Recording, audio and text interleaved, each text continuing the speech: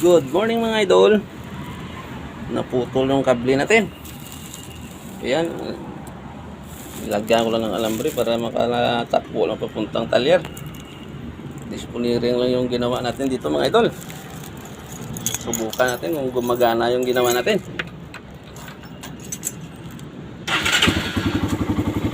Ano? Alambre yung umawa ko.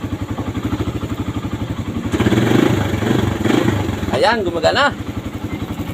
Yan lang yung gawin nyo kapag maputulan kayo ng kable. Kaya, let's go! Ayan mga idol.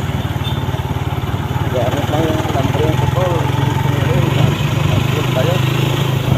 Dandaan lang.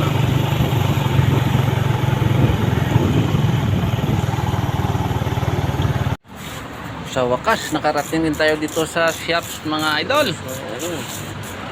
Dito yan sa may L98 Street, Iloilo City mga idol. Buti, nakaabot yung disponiring natin ginawa mga idol. Ayan, tinaklas na lang ng mekaniko. Pinagawa ko na lang muna, mahirap na maputulan ulit. Baka magtulak pa tayo pa uwi ng bahay. Kaya diniretso ko na dito sa pinakamalapit na talyer mga idol. Ito yung ginawa ko mga idol. Ayan. Ayan. Ayan lang yung gawin nyo pag naputulan kayo ng kable mga idol. Ayan yung bago nating papalit. DRT lang yung papalit muna natin mga idol. Mumurahin lang, 100 lang. Ayan, kakabit na yung bago nating gasoline cable mga idol. Hindi ko na napakita yung pagtanggal kanina. Kung ano yung pagtanggal, yun din yung pagbalik mga idol. Luwagan na lang ganun yung dalawang tornilyo sa throttle banda mga idol. Para may kabit yung kabit.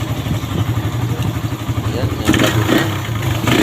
Susubukan yung bilis kung gumagana na mga idol. Ayan, talagang gumana na. Bilis lang naman ikabit yung kable mga idol. Ayan, pagkatapos may kabit ay binalik na yung cover at batok ng ating motor mga idol. Yan lang yung technique at paraan para hindi kayo magtulak mga idol. Itali na lang yung putol na cable sa alambre at hindi na talaga kayo magtutulak.